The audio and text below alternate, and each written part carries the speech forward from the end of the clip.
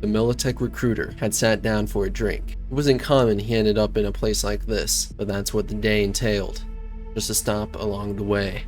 The bar wasn't anything special, just as worn down and filled with gonks as any other. Yet, he was still able to pick up on a shift of atmosphere just across from his seating. His gaze locked onto a common sight. A stereotypical booster gang and their leader. A couple of chromed up lunatics that edge cyberpsychosis on a daily basis. While they might have been more common in the combat zone of New York, it didn't make them any more rare. The target of their violence wasn't a surprise either. A grizzly man, let's say 40s, salt and peppered hair, and a coat that popped close to his face. The only visible chrome of his being an anodized black chrome arm that peeked out from underneath.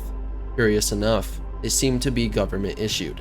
It was typical that gang members would make him out to be an easy target, and from the perspective of the Militech recruiter, he expected the worst outcome. It was clear the local leader took a strong disliking to the man. It wasn't long before he lunged with bloodlust. The man reacted, but wasn't out of fear or surprise. It was fluid, like watching a calm river during a stroll in nature. Not that there was any around here. His body shifted just enough to dodge the attack and launch his black cyber arm crashing into the jaw of the leader. Before the gonk could even stumble back, he was dispatched with such finesse that even the recruiter was in shock. The encounter was short, as he made quick work of the few that tried their luck. Those left that weren't beaten and bruised scurried away from their now dead boss and collapsed chooms. The victor couldn't even be bothered. He just went back to his drink. The recruiter looked at him like a get Eddie's quick scheme. He went up to the man and dropped him his business card, making him an offer he absolutely couldn't refuse.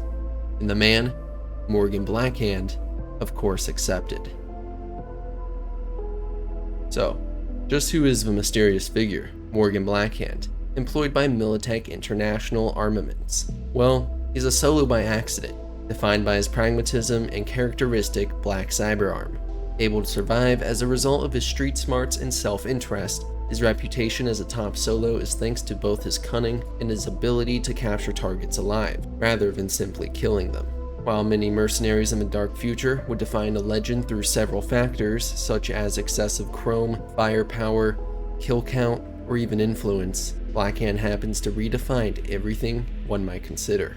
To begin with, Morgan Blackhand is a minimalist when it comes to cyberware and even his arsenal, choosing to opt for a reliable and classic constitutional arms Liberty model over any souped-up smart gun. He's as old school as they come, and chooses to live by the assumption that technology can and will fail you at some point, an ideology that draws a lot of attention from the sadistic Volborg Atom Smasher, creating a one-sided rivalry in which Smasher wants nothing more than to prove in battle that metal is indeed superior to flesh. A rivalry that Blackhand proves to have no interest in. Not out of fear, he just doesn't care.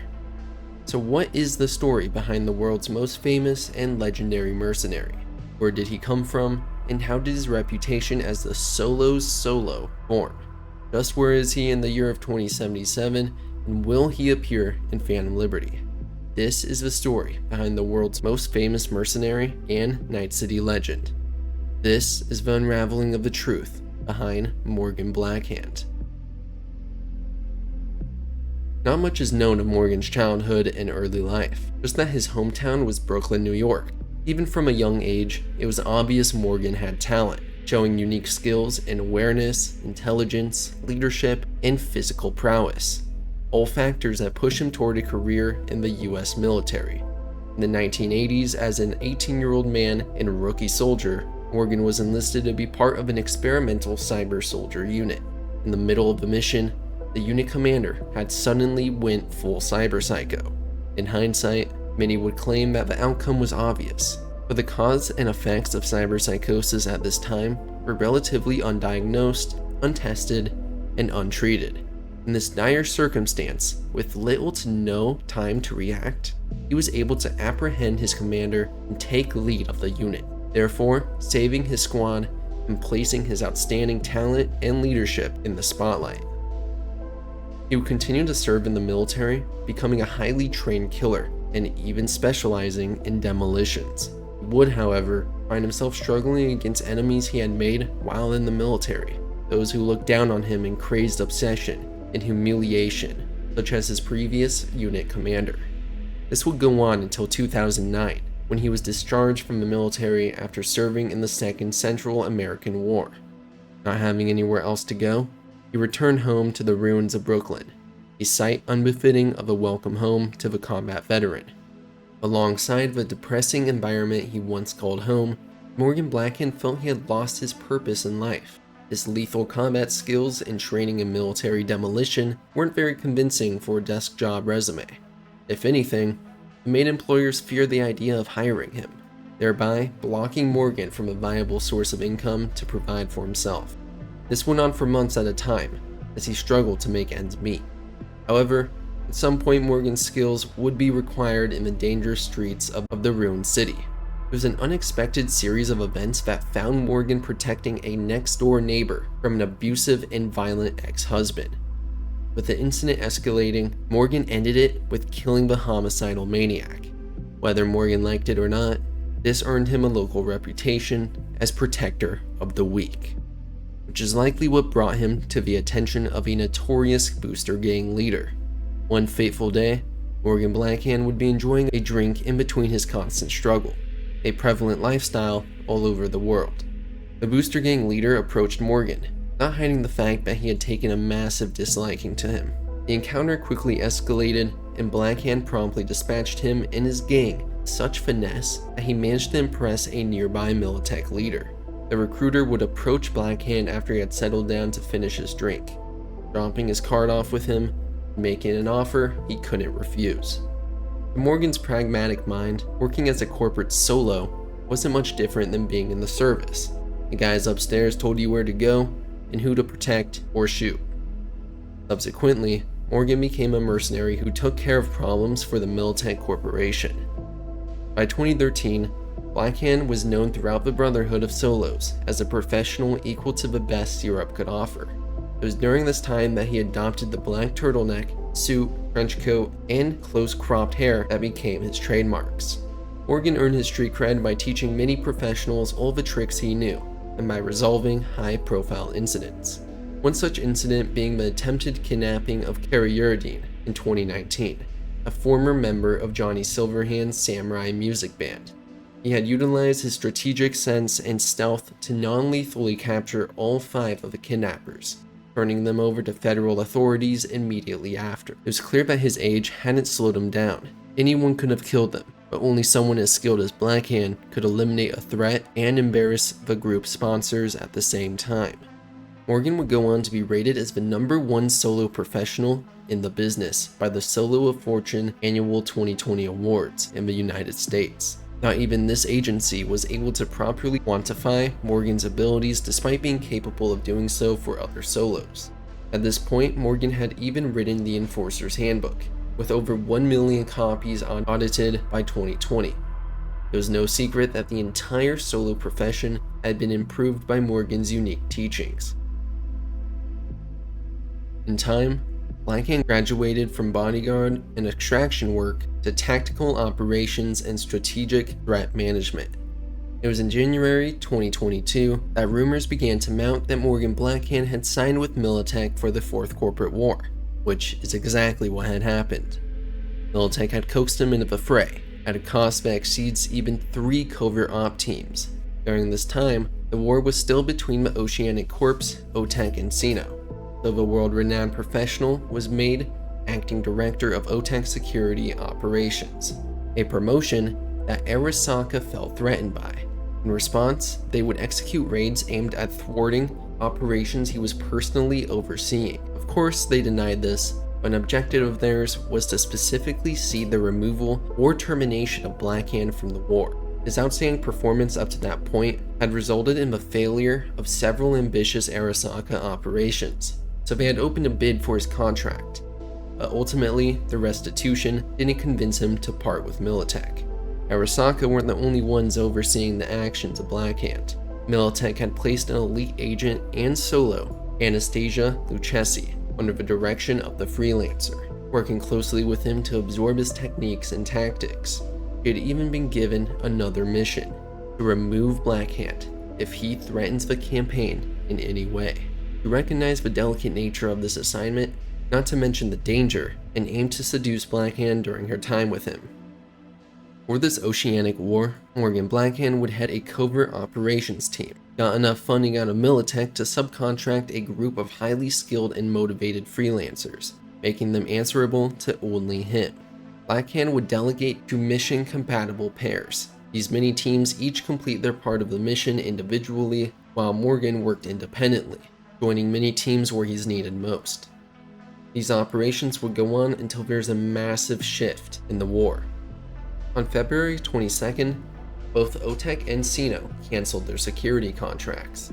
By the 27th, a peace accord between the two ocean-based corps had been signed.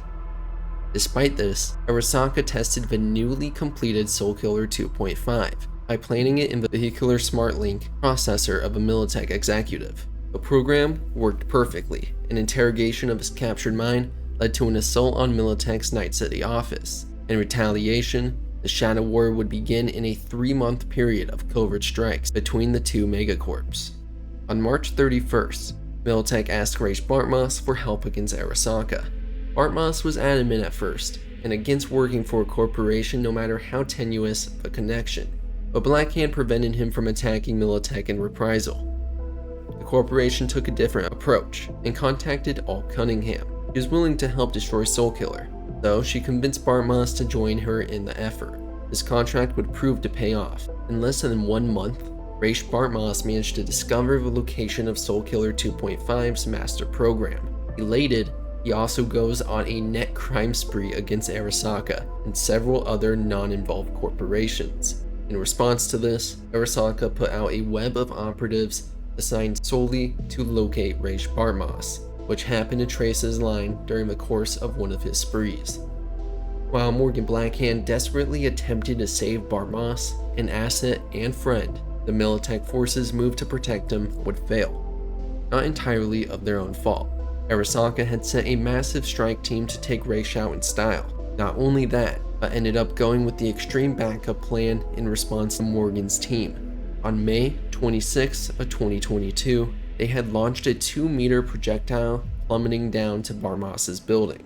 Bartmoss wouldn't take kindly to this assassination, and in response had a contingency plan activated. In the middle of the Fourth Corporate War, the net was suddenly being corrupted, seemingly at random. It would mark the beginning of the data crash. By the end of May 2022, the Shadow War had gone hot. Arasaka and Militech forces were now engaged in all-out warfare, aiming to actively destroy one another, without any regard to the innocents, cities, and overall world surrounding the conflicts. It had gone to such a severe point that world governments would begin taking action in retaliation to the two corporations that had aimed to cripple each other as much as possible. In the fall of 2022, the governments of Southern California and Republic of Texas both nationalized all Arasaka and Militech facilities within their borders. The EEC, Japan, and a handful of other countries would follow suit. With Arasaka's local assets under control of the Japanese government and Militech commissioned to work with the USA, all that was left was a conflict in Night City. Since the majority of Arasaka's US forces relocated to Night City, they had succeeded in pushing Militech out. Militech, in return, deemed the city a lost cause, and instead turned toward devising a plan to completely destroy Arasaka and clear them from Night City and the US. At this time, Militech had learned of a secret database Arasaka was compiling underneath their Night City HQ, one that was completely resistant to the effects of the data crash, and held enough information to keep Arasaka above all other corporations, who were currently experiencing massive loss of info and networks, a database that hadn't been extracted to any other portion of the world, and was therefore trapped within the HQ. With an assault on this tower, Militech and the USA both destroyed the database and rid the country of Arasaka. On August 20th, 2023, Militech and USA forces gathered a team consisting of their best operatives and hired freelancers. Thus, would include the likes of Morgan Blackhand, leading the mission and selecting its members, Johnny Silverhand, Spider Murphy, Rogue, and many more. This mission would be composed of 3 primary teams. Johnny Silverhand's Team Alpha would be tasked with infiltrating the Soulkiller labs, destroying every trace of the program, and rescuing all Cunningham from the network. Strike Team Beta would be responsible for planting a nuclear charge down in the database. This would be in the event that the data couldn't be copied or destroyed otherwise, leaving Arasaka to comb the old net for years or even decades to recover the archive. General Eddington claimed that the database was deep underground, in a bunker built to withstand even a nuclear strike, informing the crew that there would be no radiation risk and the device would be deep enough to prevent any damage to the tower or surrounding city. Blackhand's Strike Team Omega, alongside Militech's elite combat Borg units, would act as reinforcements in the scenario that either team failed at their objective. All three squadrons had managed to infiltrate the Arasaka towers successfully. Things were going surprisingly smooth for such a high-value target. Silverhand's team had already reached the Soulkiller labs by the time security was beginning to lock onto their position, purging all traces of Soulkiller and downloading Alt. Despite security being late to respond, they would find themselves in an unfortunate encounter with not only Arasaka troopers, but also the solo Atom Smasher. On the lower floors of the Arasaka towers, it was becoming increasingly clear that it would be impossible to extract or even reach the database. Strike Team Beta was forced into going nuclear to assure that their objective was completed. With the help of Strike Team Omega and Blackhand, the nuclear devices were successfully rigged to explode once the charges had reached the bunker. It's time for Morgan's squad to head for the Arasaka Towers rooftops for extraction. They would then reconvene with Strike Team Alpha, that was now missing Rocker Boy Silverhand and full Borg solo Shaitan. What Blackhand hadn't expected was that Atom Smasher in a Dai-Oni battlesuit had tracked Alpha Team to the rooftops. For years, Smasher had developed a one-sided rivalry with Blackhand, seeing the classic solo as a threat to his metal is better than flesh mentality. Smasher had repeatedly tried to challenge him to a face-off over the past decade, but Blackhand only ever ignored him. Now that the two were contracted with the corporate rivals Arasaka and Militech, Blackhand was forced in a confrontation with the Borg. This was in part thanks to the biopod clutched in Smasher's waving hand. Blackhand immediately ordered everyone to evacuate in the AV, leaving him behind in a duel against Smasher. Despite the deadly nature of this fight, he was only aiming to scoop up what was left of Shaitan and make a break for it, so he wouldn't be caught in any collateral damage from the nuclear charges. In the middle of his running gunfight, the nuclear devices began to activate prematurely underneath the two dueling solos. As the building shook and started crumbling from the ground up, Adam and Morgan launched themselves at each other in a last desperate attempt to kill their nemesis. As the two plummeted in the wreckage below, the outcome of the duel was lost within it all. While Atom Smasher would end up recovered by Arasaka, further enhanced by cybernetics and in a state of disfigurement he would come to be known for, and the Fourth Corporate War coming to a close, Blackhand's status would remain a mystery. The years following the AHQ incident would be completely void of any confirmations on the legendary solo, though rumors had begun to surface that Blackhand returned to President Kress to report the failure of the mission, and his continuing work as a secret government asset. While it was entirely in the realm of rumor, Kress used this to gain leverage over Militech, bringing it to heel and nationalizing its assets as part of the government's new military force. Between the years of 2035 and 2045, rumors persisted that Morgan Blackhand had been spotted in several first-wave cities. These were places that needed little reconstruction and resources to rebuild after the Fourth Corporate War. It remained a possibility that Blackhand had used the nuclear detonation as a form of retirement, choosing to remain hidden and travel wherever he liked. By 2077, Night City Legend status remains unconfirmed. So much so that the Afterlife still hasn't even named a drink after him, and yet again, the few mentions made of Blackhand have no information on his whereabouts. The only source left with any possible connection is a news article detailing Lazarus agents being killed in a Japantown massacre, in which the sole survivor claims the attacker was a portly man with a black cyberarm. While the initial release of 2077 might lead you to believe that this attacker was Morgan Blackhand in the flesh, I find it ever more likely that this was Kurt Hansen, the leader of Dogtown's militia and ex-NUSA colonel. Blackhand was known for his pragmatic mindset, non-lethal approach to combat. Likelihood is, he wouldn't leave a mess of bodies laying in Japantown. This attack would be much more akin to the illegal dealings of Hansen. This doesn't mean that Hansen hasn't in some form learned and perhaps taken inspiration from the legendary Solo. After all, who hasn't? Even V is proclaimed as the new Merc legend, replacing Morgan Blackhand in the Path of Glory ending.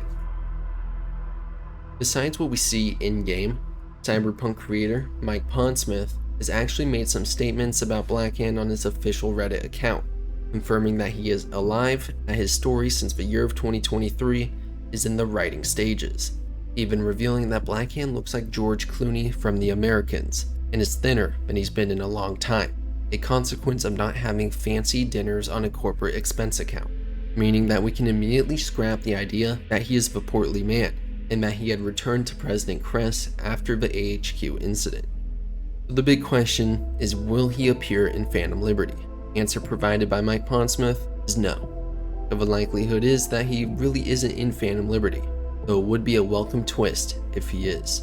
Though we could learn some information about Blackhand or his status, the usage of his character will probably be saved for the sequel, Cyberpunk Orion, or a future tabletop sourcebook. However, I want to hear what you all think down below. This was the unraveling and truth behind the world's most famous Solo in Night City's original legend, Morgan Blackhand. I hope you all enjoyed and learned some new information to further your knowledge of the Cyberpunk universe. This video utilized Cyberpunk 2020 and its sourcebook, Listen Up You Primitive Screwheads, Firestorm Shockwave and Stormfront, Red, and Cyber Generations. While Cyber Generations is no longer canon, it maintains the same info leading up to about 2020, so I used it to fill in minor details of his early life and cross-matched with other sources for accuracy. If you enjoyed the video and perhaps want to learn more about the Lazarus agents mentioned in the news article, my previous video compiles everything you need to know about the Lazarus Group, aka the world's strongest corporate military. So make sure to subscribe and check out my other content. As always, a huge thanks to all the channel members up on screen. I appreciate all your support and the great interactions we all have. I'm just grateful to be a part of a community and a content creator for you all as well. Make sure to have a great week, and I'll see you later, chooms.